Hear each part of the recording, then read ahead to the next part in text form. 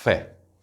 Esta palavra, no nosso idioma, suscita tantas emoções diferentes, tantas ideias diferentes. Há quem pense em fé como quase que uma força interior, algo que emana da pessoa, uma vontade quase sobrenatural ou até sobrenatural de realizar algo. Há quem veja a fé como uma relação com uma religião. Essa pessoa é participante da fé cristã, ou da fé católica, ou da fé protestante. Mas o que a Bíblia apresenta para a gente como sendo fé? Nós vemos desde o Antigo Testamento a fé como uma confiança naquele que lhe promete algo. A fé como acreditar em quem lhe disse alguma coisa. Não é um acreditar em si mesmo, não é um acreditar na própria vontade, mas um acreditar num outro que algo lhe disse, que algo lhe prometeu. E a fé também ela se expressa por um caminhar junto com esse outro, que é Deus. Olá, eu sou o Carlos e aqui nós estudamos a Bíblia. Seja bem-vindo. Vamos então prosseguindo. Estamos no Evangelho de Marcos, capítulo 9, e agora a partir do verso 14. Se você perdeu o comecinho, volte no vídeo anterior. Lá eu dou uma explicação de contexto sobre quem era Marcos, sobre a escrita do Evangelho, sobre toda essa história que vai lhe ajudar a entender melhor. Então, eles tinham acabado de descer do monte onde Jesus se transfigurou. Eles viram Jesus, Elias, Moisés, ouviram o Pai. E aí descem dessa cena maravilhosa. Eles estão descendo do céu. É aquela coisa assim, estavam no paraíso, no lugar maravilhoso, e estão descendo. E aí quando eles chegam e voltam para junto dos outros discípulos, a cena não tem semelhança com a que eles viveram antes. Eles viram que os discípulos estavam cercados por uma multidão e com alguns mestres da lei que discutiam com eles. A cena não estava boa. Multidão, discussão, mestres da lei que eram notoriamente opositores de Jesus Cristo. E quando a multidão viu Jesus, eles ficaram muito admirados e eles correram para cumprimentar Jesus. Veja que havia uma discussão com os discípulos, mas quando Jesus chegou, a atitude da multidão foi ir lá saudar Jesus. E ele perguntou, qual é o assunto da discussão aí? Sobre o que vocês discutem? E aí um dos homens da multidão respondeu, aqui eu peço a sua atenção. A conversa com esse homem que nós vamos ver agora, ela é das coisas mais reveladoras da alma humana que eu já vi. Eu, quando comecei a estudar esse texto há muitos anos, eu olhei para uma resposta que esse homem deu e eu vi nesse homem a humanidade. Eu, você e nós com a nossa fé e nossa fraqueza ao mesmo tempo. Então eu peço sua atenção para essa conversa que é muito especial. Esse homem disse, mestre, eu lhe trouxe meu filho que está possuído por um espírito impuro que não deixa falar. O menino estava endemoniado. Sempre que o espírito se apodera dele, joga no chão, ele espuma pela boca, range os dentes e fica rígido. Pedi a seus discípulos que expulsassem o espírito impuro, mas eles não conseguiram. Então veja que era um pai aflito por um filho endemoniado. E aqui eu vou brevemente dar uma explicação do que não é essa cena, porque eu já ouvi explicações dessa cena vindas de gente que nunca se deu o trabalho de ler a Escritura Sagrada. Pinça um texto e sai falando o que acha. Há quem diga o seguinte, olha, isso aqui não era um endemoniado, era um menino com epilepsia. Tá, mas por que eu vou acreditar que era com epilepsia se a Bíblia está dizendo que é endemoniado? Porque a Bíblia é um texto muito antigo, foi escrito por gente simples, que não entendia de saúde, da moderna medicina, e aí viam uma coisa dessa e se impressionavam. Esse é típico de quem não lê a Bíblia. Se você lê só o Evangelho de Marcos, você vai perceber, como é no resto da Bíblia, que quando é doença, a Bíblia trata como doença. Quando é demônio, a Bíblia trata como demônio. E não existe essa confusão, essa lenda de atribuir tudo aos demônios. Não. Nós já lemos nos Evangelhos, por exemplo, me veio agora à memória o episódio da sogra de Pedro. Jesus repreendeu a doença, a febre, e a mulher ficou boa. Então não foi dito que ele repreendeu um demônio. Ainda que hajam cristãos hoje em dia que achem que toda doença é demônio, mas não é o que o texto sagrado diz. E aqui o texto está dizendo claramente que era um espírito imundo, um espírito impuro. E se eu não vou crer nisso, porque eu acho que isso aqui é uma escrita imprecisa, de gente que não sabe muito bem o que está dizendo, no fundo, essa ideia é que a Bíblia não vale, a Bíblia não serve, a Bíblia não presta, é só um livro. É só um livro de velhos, com histórias velhas que não tem nenhuma relevância. É isso que se tenta, na verdade, ensinar quando se diz que, por exemplo, essa história não é essa história. É outra coisa que as pessoas não souberam. Curioso que Marcos, ele estava muito próximo dessa época aqui da história. Ele ouviu essa história de Pedro, que estava presente. E tem pessoas hoje, 2000 anos depois, que acham que conhecem melhor os fatos do que as testemunhas oculares. Não é interessante isso? Nós temos toda uma igreja do primeiro, segundo e terceiro século, pessoas escrevendo relatos que não estão aqui na Bíblia, são livros a respeito da vida cristã daqueles tempos. E eles dão o seu testemunho, pessoas que tiveram contato com os apóstolos, tem textos maravilhosos como o Didaque, que é o ensino dos apóstolos. E a gente hoje, tem pessoas de hoje que olham para isso e falam assim, não, nós é que sabemos mais sobre esses fatos do que as pessoas que viveram na época dos fatos. Bom, mas vamos seguindo então.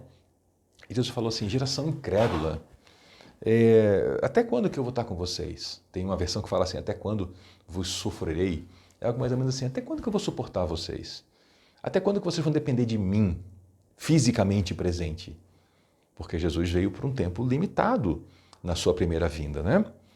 E traga o menino para cá. Aí trouxeram o menino, e quando o espírito imundo viu Jesus, causou uma convulsão intensa no menino, ele caiu no chão, se contorcendo e espumando pela boca. O demônio, vendo Jesus, teve uma reação forte contra o menino. E aí Jesus perguntou ao pai do menino, isso está acontecendo há quanto tempo? Jesus já estava dono da situação. O pai do menino talvez não soubesse. Os discípulos talvez não soubessem. O próprio demônio já sabia que já estava derrotado.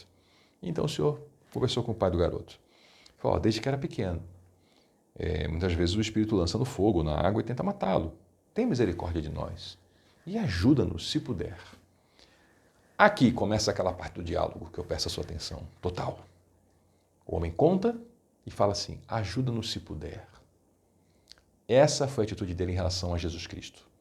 Deus feito homem. Se tu tiveres condições, nos ajuda. Se puder, respondeu Jesus, tudo é possível para aquele que crê.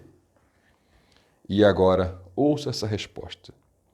No mesmo instante, o pai disse, ouça que humana que é essa resposta, que verdadeira, que autêntica resposta de uma alma como a minha e a sua. Eu creio, mas ajuda-me a superar a minha incredulidade. Eu tenho fé, mas eu não tenho. Eu quero acreditar. Eu acredito que eu quero acreditar. Eu creio, mas eu sou incrédulo. Me ajuda com a minha incredulidade. Essa expressão desse homem, eu acho ela tão tocante e tão profunda e tão verdadeira, porque esses somos nós, esses somos eu e você. Na hora do aperto, na hora da dor, na hora que a desgraça se abate sobre as nossas famílias, nós cremos o suficiente para a gente se voltar para tudo que a gente imagina que a gente conhece, que se chama Deus, e dizer, Senhor, me ajuda. Mas ao mesmo tempo a gente fraqueja diante da dor, da dificuldade, da angústia, da desgraça.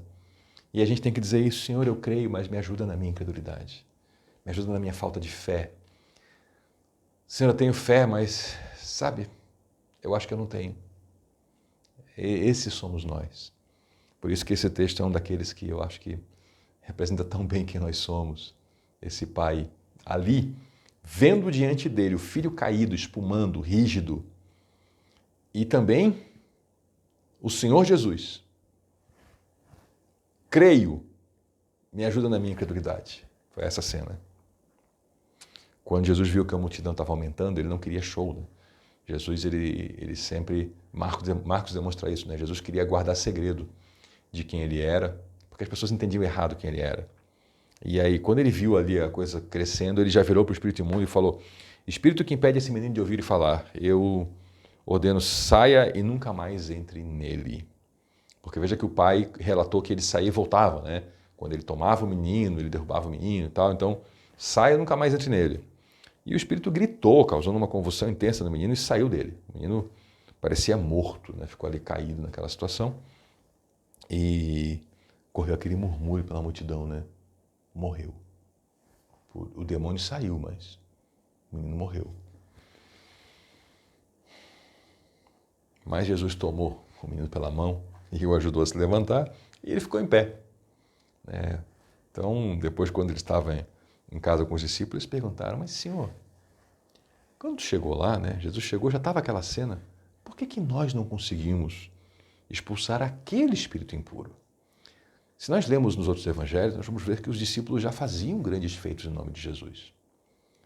Só que ali não deu, ali não aconteceu. E ele respondeu assim, essa espécie, essa casta de demônio, esse tipo de espírito maligno só sai com jejum e oração. Talvez a sua Bíblia fala só a expressão oração, depende um pouquinho da fonte de manuscrito onde se adota o original, né? Não o original, mas a fonte. Mas está lá, essa espécie só sai com oração. E que tipo de oração é essa? Como é que é isso? É a prática de alguém se dedicar a passar tempo com Deus. Nessa prática, a pessoa se fortalece para quando ela precisar, então, libertar alguém, ela ter forças para isso. Ela ter a sua relação com Deus intensificada para que ela possa, então, agir em nome de Deus de maneira melhor. É isso que o Senhor está dizendo. E daí a necessidade de nós passarmos mais tempo em oração, mais tempo em jejum, porque nós precisamos de mais comunhão com Deus. Nós precisamos de mais fé. Assim como aquele homem que disse, né? Me ajuda na minha incredulidade, nós também pedimos ajuda a Deus. E aí deixaram aquela região e saíram viajando pela Galileia.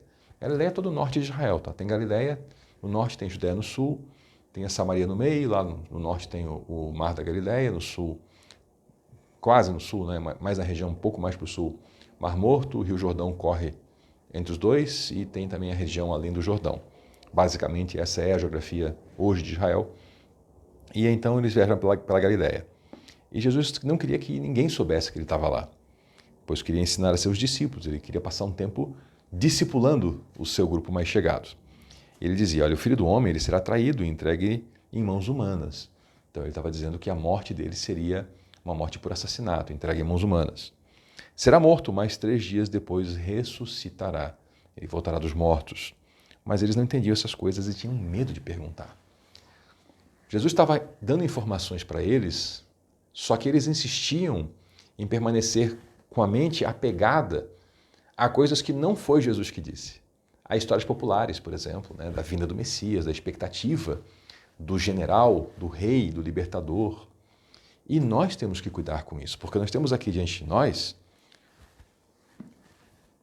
a Bíblia, nós temos aqui a fonte primária do nosso conhecimento sobre o sagrado. Só que eu e você, quando nós pela primeira vez abrimos uma Bíblia para ler, nós já tínhamos uma formação, uma cultura, nós já ouvimos histórias. Quer ver uma? Só um exemplo? Deus castiga, hein? A criança faz uma coisa lá, Deus castiga. E ela nunca abriu a Bíblia, mas ela já cresce com uma noção, Deus castiga. E às vezes essa pessoa nem sabe que sempre que ela está lendo a Bíblia, no fundo, ela está se relacionando com aquele Deus que castiga. Então a gente tem que tentar, por meio do exame minucioso das Escrituras, do autoexame, da oração, da conversa com irmãos, daí a importância da Igreja do Senhor Jesus, é uma das importâncias dela. Nós temos que tentar depurar isso e tirar da nossa frente essa nossa visão deturpada sobre Deus, para que a gente possa então ler nas Escrituras, entender quem Ele é e é impossível compreendê-lo, né? É impossível defini-lo. Eu falei até entender quem Ele é, mas entender como Ele se relaciona conosco é mais adequado, né? Deus não cabe nas nossas definições, Deus não cabe na nossa cabeça, Deus não cabe nos nossos textos, mas a gente tem aqui a revelação dele, né?